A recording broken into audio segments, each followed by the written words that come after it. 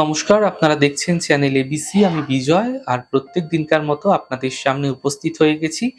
আজ আমি আপনাদের সঙ্গে এখন আলোচনা করব রাশিচক্রের ২৭টি নক্ষত্রমণ্ডলীর মধ্যে ২৫তম নক্ষত্র পূর্ব ভাদ্রপদ নক্ষত্র সম্পর্কে। দেখুন, পূর্ব ভাদ্রপদ নক্ষত্র কুম্ভ রাশির ২০ ডিগ্রি থেকে মীন রাশির ৩ ডিগ্রি ২০ মিনিট পর্যন্ত কিন্তু বিস্তৃত হয়ে থাকে। এই নক্ষত্রটি শবের খাটের সামনের যে দুটি পায়া, এই দুটি পায়ার সঙ্গে কিন্তু সম্পর্কিত হয়ে থাকে। জীবনের রূপান্তর এবং জীবনের অনিত্যতা এগুলিকে বুঝিয়ে থাকে, অর্থাৎ খাট বা শবের খাটের পর, মৃত্যুর পর অন্তিম যাত্রার নির্দেশক হয়ে থাকে। এটি জাগতিক মায়া মোহ এগুলি ত্যাগ করে আত্মা ও আধ্যাত্মিক জগতের দিকে কিন্তু যাত্রাকে চিহ্নিত করে, অর্থাৎ পুরাতনকে বিদায় জানানো। এই প্রতীকটি পুরনো চিন্তাভাবনা, খারাপ অভ্যেস বা অহংকারকে বিনাশ করে নতুন আত্মিক চেতনার উন্মেষ ঘটানোর বার্তা দিয়ে থাকে।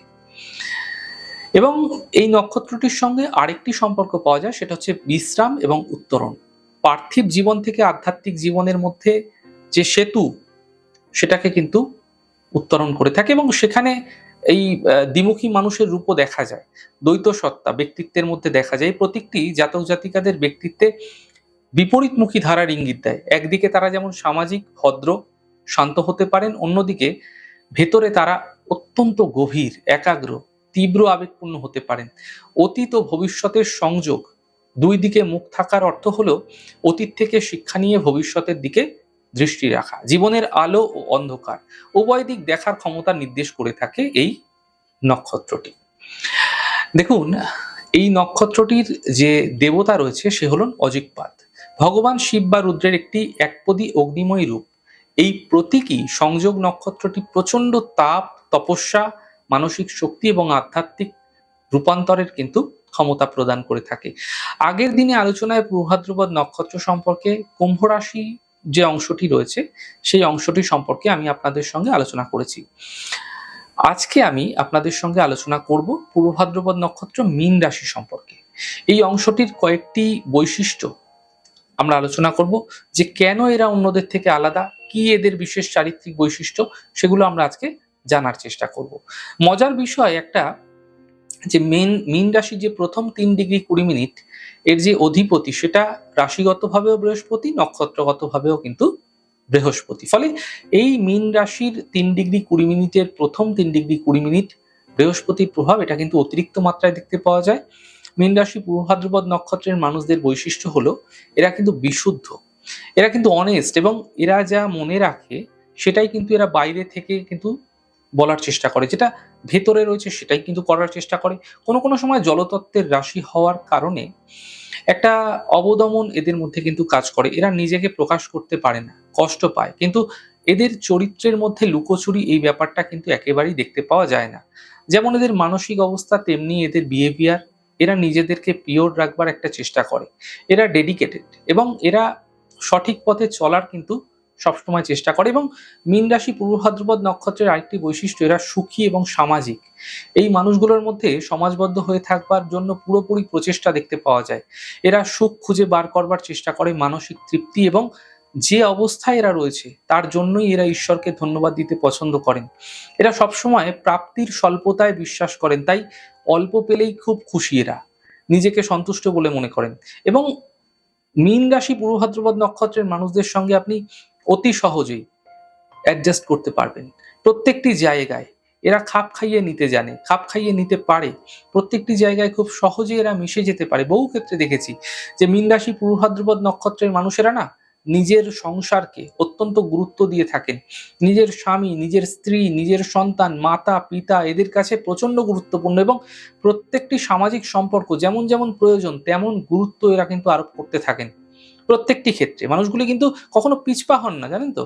ফলে সংসারের ভারসাম্য বজায় রাখার জন্য এই মানুষগুলি অত্যন্ত প্রয়োজনীয় হয়ে পড়েন।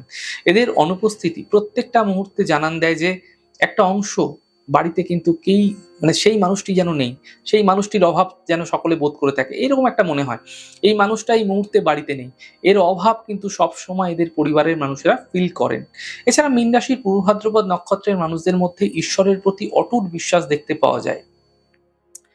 মানে ঈশ্বর যা দিয়েছেন তিনি দিয়েছেন, যা দেবেন তিনি দেবেন, যা পায়নি তা তার ইচ্ছায় পাইনি, এরকম একটা ঐশ্বরিক বিশ্বাস তাদের মধ্যে দেখতে পাওয়া যায়। এরা জীবনে বহুবার অলৌকিক ঘটনার সম্মুখীন হয়ে থাকেন। কখনো এরা প্রকাশ করেন, কখনো এরা প্রকাশ করেন না। কিন্তু আরেকটি জিনিসও এদের মধ্যে দেখা যায়, ছোটবেলায় দেখা যাচ্ছে এরা খুবই নাস্তিক প্রকৃতির।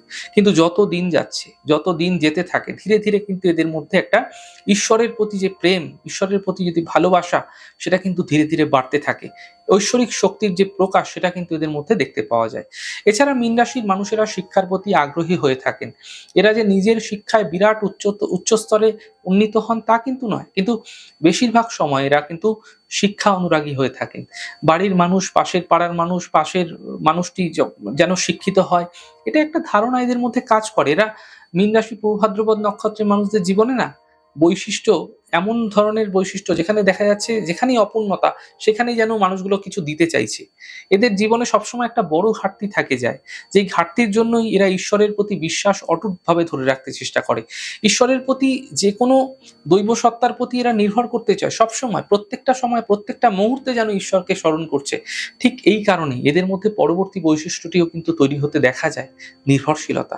এরা কিন্তু কখনোই স্বয়ংসম্পূর্ণ আত্মনির্ভর হওয়া পছন্দ করে না।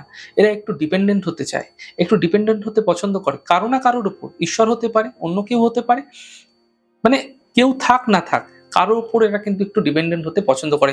কাজগুলো করা, যদি কেউ কাজ দিয়েছে, সেই কাজগুলো করানোর চেষ্টা, প্রয়াস এদের মধ্যে দেখতে পাওয়া যায়, সেটা অন্য কারো মাধ্যম দিয়ে। এরা অত্যন্ত দায়িত্ববান। এদের উপরে যে কোনো দায়িত্ব আপনি দিয়ে নির্দ্বিধায় বসে থাকতে পারেন।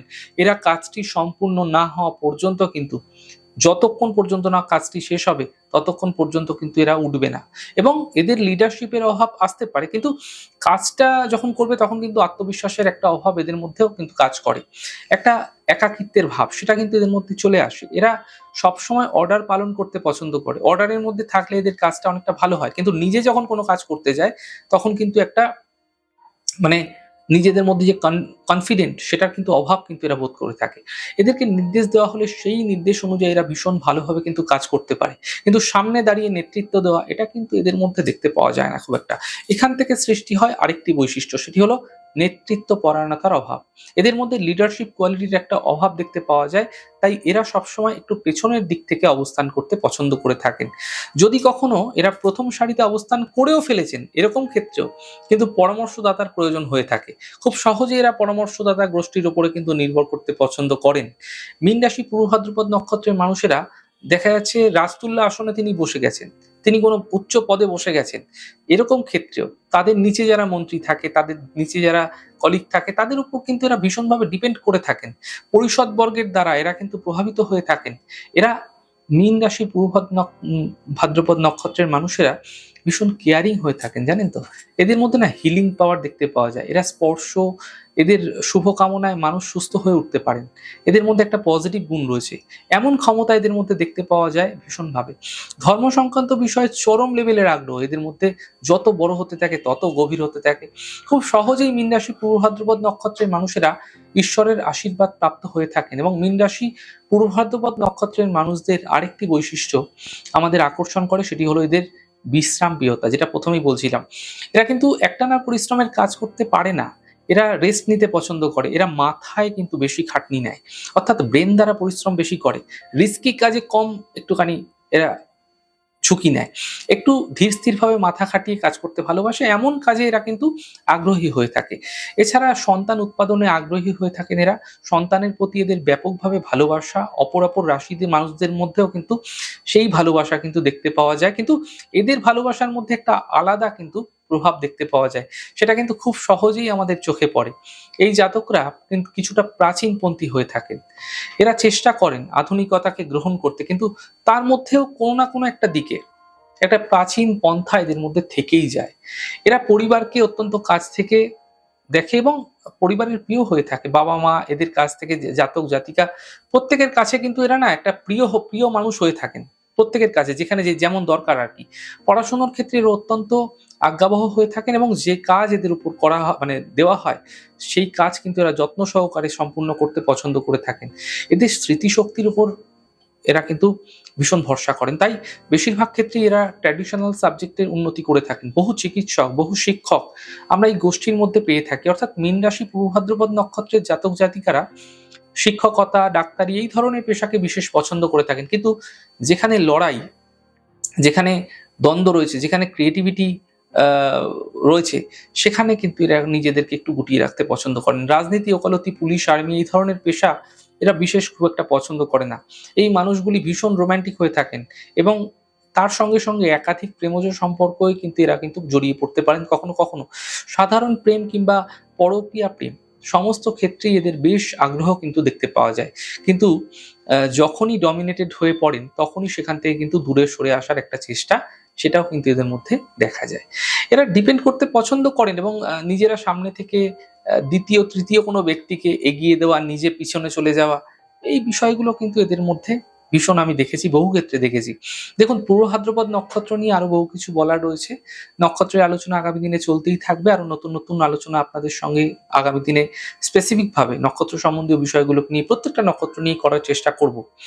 আমাদের এই ছোট আলোচনাগুলো যদি আপনাদের ভালো লেগে থাকে সেক্ষেত্রে লাইক করতে, কমেন্ট করতে, সাবস্ক্রাইব এবং শেয়ার করতে বন্ধুদের সঙ্গে ভুলবেন না।